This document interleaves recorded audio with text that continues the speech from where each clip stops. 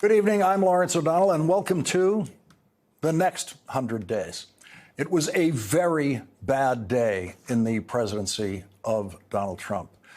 Donald Trump had to get rid of the first big player in this White House that he has had to get rid of. That was today. And today, a federal judge appointed by Donald Trump ruled against Donald Trump.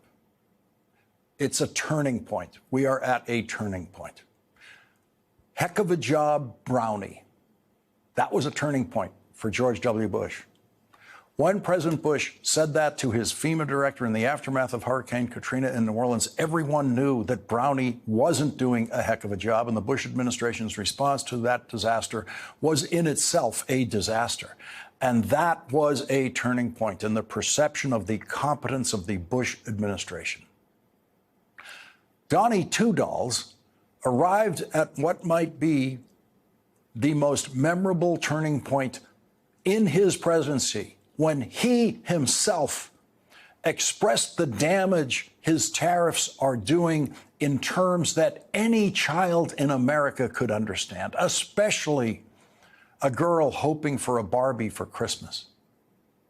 What Donald Trump said about that yesterday became the lead story on this program last night and went viral today. And today, Donnie Two Dolls used the furor created by the stupidest thing ever said about Christmas by a president of any country to mask the first firing in the second Trump White House last night on this program.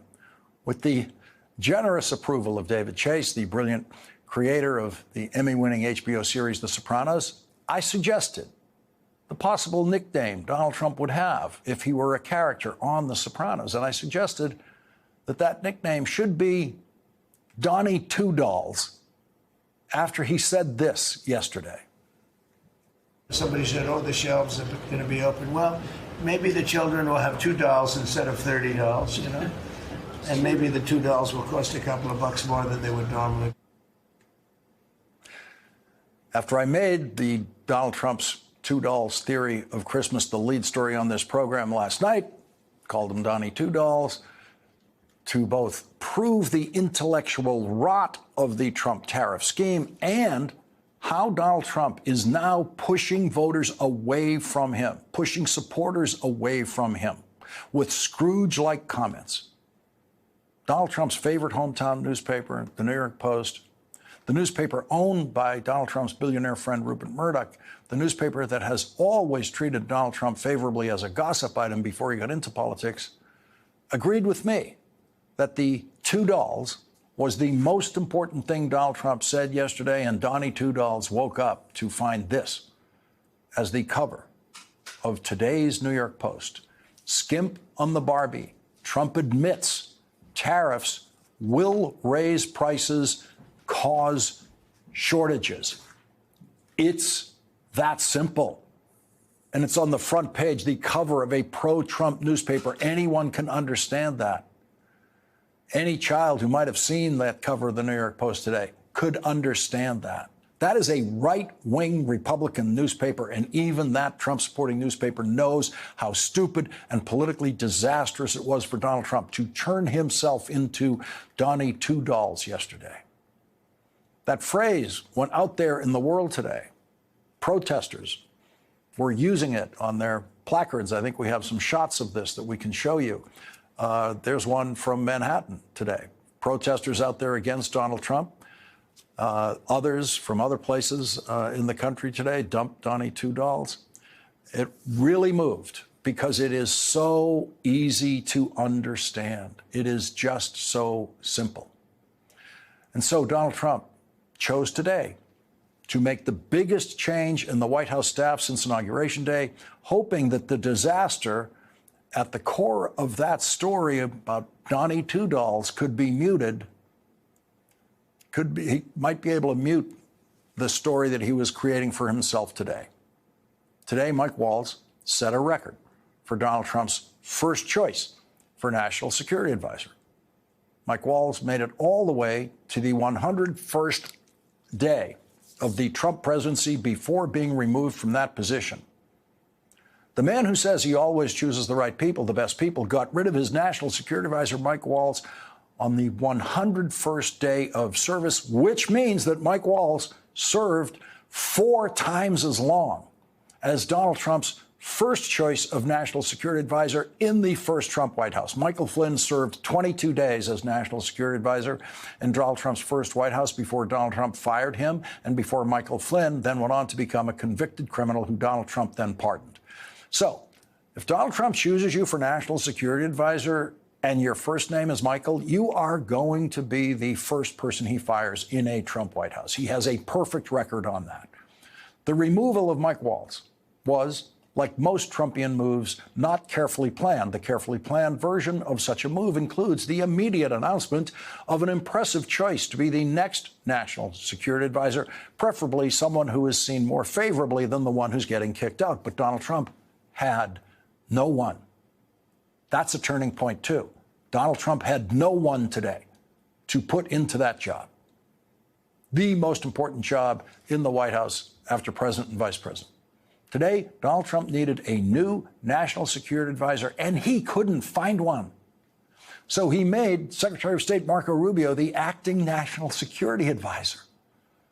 Mike Waltz was removed from that job after organizing a group chat that included the CIA director, the director of national intelligence, the Secretary of State, the Secretary of Defense, and others to make sure that everyone was informed, and in some cases over-informed, about an air attack that the United States was about to launch in Yemen. One of the people Mike Waltz included in that group chat, not on secure technology, was the editor-in-chief of The Atlantic, Jeffrey Goldberg, who wrote all about it, exposing the single biggest security breach by a national security advisor in history.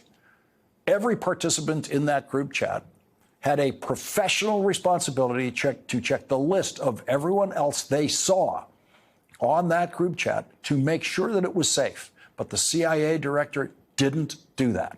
The incompetent director of national intelligence didn't do that. The incompetent Secretary of State didn't do that. The incompetent Secretary of Defense didn't do that, and shared battle plans. None of them fulfilled their security responsibility in that group chat on an unsecure platform. So they all exhibited rank incompetence in their jobs just by participating in a group chat over that non-secure forum. But it was Mike Waltz's phone that specifically linked Jeffrey Goldberg into the conversation. And in any sane White House, Mike Waltz would have been fired as soon as that was discovered. Donald Trump decided to give Mike Waltz an exit parachute today that might not be easy to operate because it includes Senate confirmation. Donald Trump intends to nominate Mike Waltz to be ambassador to the United Nations, which requires Senate confirmation. Donald Trump already dropped his first choice for ambassador to the United Nations, Congresswoman Elise Stefanik, after the Speaker of the House panicked about losing another Republican member of the House of Representatives to the Trump administration. And so Donald Trump's first choice for national security advisor has become his second choice for UN ambassador and will be answering questions under oath in a Senate confirmation hearing about the not secure group chat that he set up to discuss specific times and targets of a battle plan, the kind of information that has always been classified since the invention of classified information. Mike Waltz's defense under oath in his confirmation hearing will probably be what they've been saying up to now, which is that the battle plan wasn't classified, which is the single worst defense anyone could possibly suggest in a case like this, acceptable only in Trump world, which means Republican senators will likely be shaming themselves once again in accepting this unique definition of classified, and in this case, accepting the dangerous incompetence of Donald Trump's so-called best people. Mike Waltz's Senate confirmation hearing will give Democrats an opportunity once again to highlight the startling and dangerous incompetence of Donald Trump and his national security advisor, and his director of the CIA, his director of national intelligence, his Secretary of State, who is also now the acting national security advisor, and his spectacularly incompetent Secretary of Defense, who shared the actual specifics of the battle plan on that crazy group chat that they had. The childish incompetence of that Trump national security team will be on display in Mike Waltz's confirmation hearing. And American voters will have no problem understanding it because it is so simple. High school kids will have no problem understanding how stupid and incompetent you have to have your group chat leak publicly. The Trump presidency is sinking. The cruelty will continue. He will continue to try to deport children who are American citizens. He will continue to try to imprison in El Salvador people who have committed no crimes. He will publicly revel in his cruelty to people for whom Trump voters have shown very little sympathy. That will continue. But so much of the rest of what Donald Trump is trying to do is sinking. The Trump voters who have showed up at rallies, which is a very tiny percentage of Trump voters, have always shown sympathy for themselves. They have always shared in Donald Trump's self-pity when Donald Trump would stand at his rallies and whine and complain about how badly he has been treated after he arrived at that rally on his private plane, whose fuel and maintenance was paid for by their campaign contributions. Donald Trump knows how to feel sorry for himself. He's very good at that. And the people at Trump rallies who spoke to reporters seem to be very good at that, too. But remember, about 99% of Trump voters have never been to a Trump rally. Donald Trump does enjoy sounding cruel. Donald Trump enjoys sounding threatening. Donald Trump wants to scare his opponents, and he wants to scare any of his political allies in the Republican Party who might ever think of disagreeing with him. The cruelty is not an act. It is one of Donald Trump's genuine, deeply held qualities. It takes unspeakable cruelty for a president of the United States to take the food away from starving children in Africa in the middle of a famine, as Donald Trump and Elon Musk have done. Donald Trump took food away from starving mothers in famine in Sudan, from grandmothers, from grandfathers, hungry children watching their siblings starve to death because of Donald Trump. And Donald Trump decided they don't need any more food from us. Even though the United States of America, for the entirety of Donald Trump's life and before that, has produced much more food than we can consume in this country. The farmers who produced that food that the United States Agency for International Development was using to feed starving children in Africa were all paid in full for that food. The federal government paid American farmers for that food that the American government then delivered to starving children, and it was as tiny a budget item as exists in the federal government. And only the cold cruelty of Donald Trump could take that food away. No other president ever contemplated such a thing.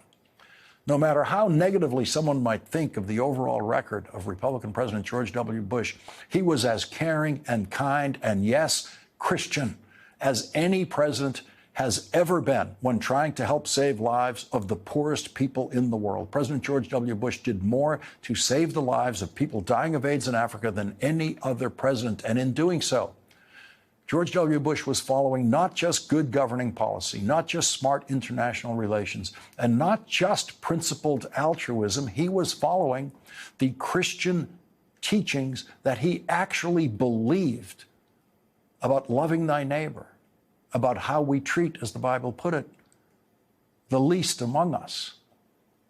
The most behaviorally and philosophically unchristian president in history today at the White House, after becoming Donnie Two Dolls yesterday, participated in a national day of prayer without ever having been able to publicly recite a prayer in his life from memory. Donald Trump embodies cruelty, not Christianity.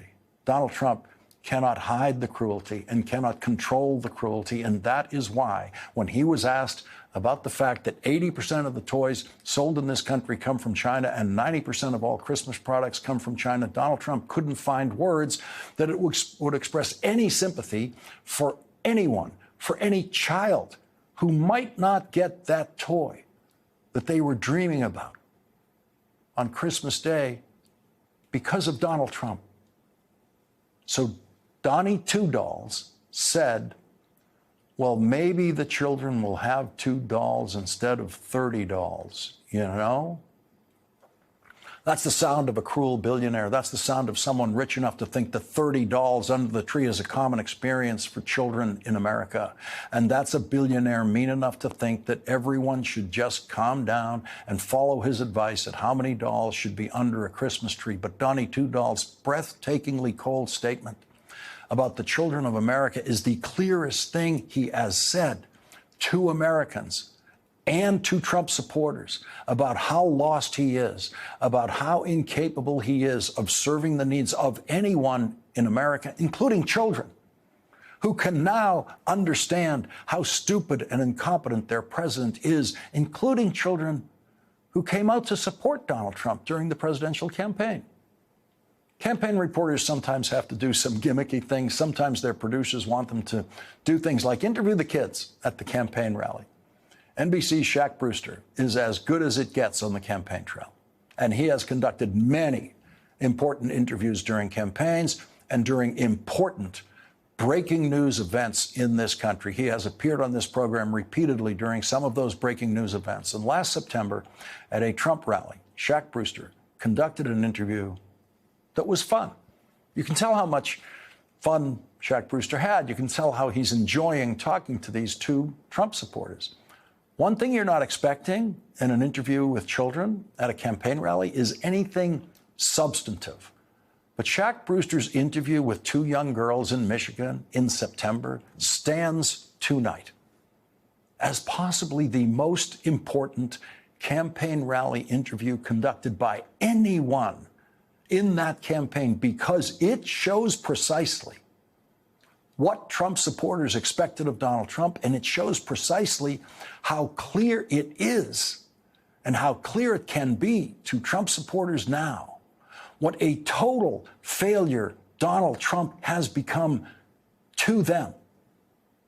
Two wonderful young girls at a Trump rally named Stella and Maeve, with the full support and approval of their father, asked to be interviewed by Shaq Brewster. They asked for that moment in front of a TV camera. And we are so lucky tonight that they did ask to be interviewed, and that Shaq Brewster had the good grace to do it, and importantly, as you'll see, the skill to recognize that there was actually some real substance to be gained in this interview of children at a campaign rally. What you're about to see is the full range of the age of Americans who can understand exactly how Donald Trump's tariffs work against them. Here is the campaign interview that deserves to be seen by every American of every age. What do you want him to do? What do you want him to say today? I want him to lower prices and lower the taxes and make Barbies cheaper. Make Barbies cheaper? Yeah. Tell me more about that. Have they gotten expensive? Yeah, and Polly Pockets. All my favorite toys are so expensive. Make Barbies cheaper. It just doesn't get simpler than that. It doesn't get easier to understand than that. That is a simple request. And Donnie Two Dolls said yesterday he is sure that the parents of young girls hoping for a Barbie won't mind paying, as he put it, a couple of bucks more. Barbie has made billions upon billions of dollars for Americans over the course of the life of that remarkable doll. And recently, Barbie made even more billions of dollars for Americans by becoming a movie character. And not a single Barbie in history, that most American of dolls, has ever been made in the United States of America, not one. But Barbie has managed to make Americans richer in many ways. And the vast fortunes made on Barbie are American fortunes. And because Donald Trump doesn't understand economics, and because Donald Trump doesn't understand the huge value of international trade, and because Donald Trump doesn't understand little girls, Donald Trump thinks Barbie is an enemy of America because Barbie is not made here. That's how much Donald Trump doesn't understand about America. That's how much Donald Trump doesn't understand about what a real enemy is. He thinks Barbie is an enemy. That's how much Donald Trump doesn't understand about his youngest supporters and the fathers and the mothers of those youngest supporters who were really hoping and believing that he would make Barbies cheaper. It doesn't get simpler. The obvious failure of Donald Trump does not get simpler. The New York Times picked up today on Donnie Tudall's cold comments about the $2 limit he wants to see under Christmas trees. The Times reports this Grinchy pronouncement by the president had the value of being truthful. Many American toy makers and retailers have started to pause their orders as the effects of Mr. Trump's tariffs ripple out, threatening to snarl supply chains. It could all have a big impact on this year's holiday season since it takes months to manufacture, package, and ship many products to the United States. The Independent reports, quote, in a Toy Association survey of 410 small and medium-sized toy manufacturers taken this month, 64% of small toy companies and 80% of mid-sized toy companies said they have canceled orders. Meanwhile, roughly half said they would go out of business within weeks or months if U.S. tariffs on China remained in place. Jennifer Bergman, the owner of West Side Kids in New York City, told the New York Times, quote, that she would try to buy as much as she could now, but that the shortages were already starting. If the tariffs remain, Christmas will be like something we've never experienced before, Ms. Bergman said. People will be standing in line to buy things that cost twice or 3 times as much as before, she said. Her business is already under pressure from competition by Amazon, but she fears that the tariffs will deliver a final blow. I don't think I will be in business for Christmas, said Ms. Bergman, who added that she was consulting a bankruptcy lawyer. The most expensive product the United States of America has ever exported in history is a Boeing commercial airliner. That's the most expensive object in the world. And international orders for Boeing commercial airliners now face the possibility of being canceled, which could ultimately drive Boeing out of business thanks to Donald Trump's tariffs. We used to have several manufacturers of commercial airliners in the United States. Then we got down to 3, then we got down to 2, and we have been at 1 for a long time now. And Donald Trump could be the president who loses that 1. And then we become the country that manufactures 0 commercial airliners. The Trump tariffs could do that. But if you're a little girl who doesn't know anything about the cost of that airplane that you're flying on Christmas vacation, you understand the price of Barbies. General Motors announced today that the Trump tariffs will wipe out about 1/4 of the profit of America's biggest car company, what they were hoping for this year. And if you're a little girl who doesn't understand what General Motors is, doesn't understand that your car, your family car is a General Motors car, you understand the price of Barbies. And that's a big problem for Donald Trump, that everyone at every age now is learning the hard way about what Donald Trump is doing to prices. Children can learn this now.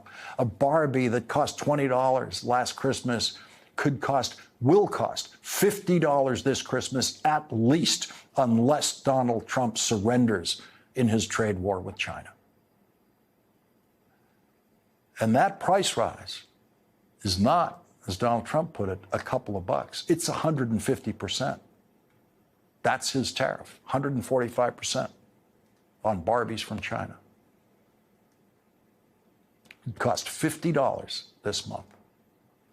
If you can get a Barbie, if you'll be able to get one, if the shortages don't hit in the toy store and the day you're going in there. That's not a couple of bucks more. No.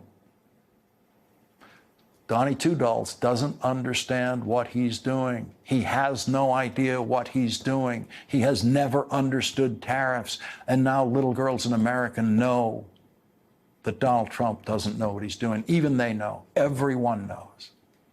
This is a turning point. Last night, Kamala Harris said this.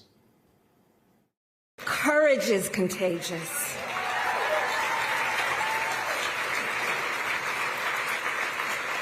The courage of Americans who are banding together in the face of the greatest man-made economic crisis in modern presidential history.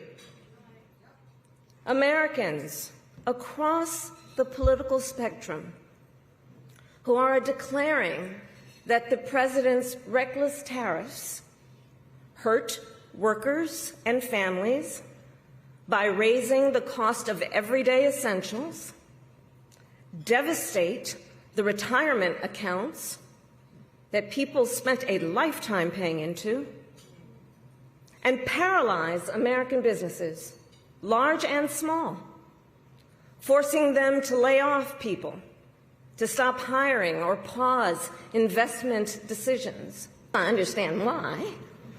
And it's certainly true of those tariffs.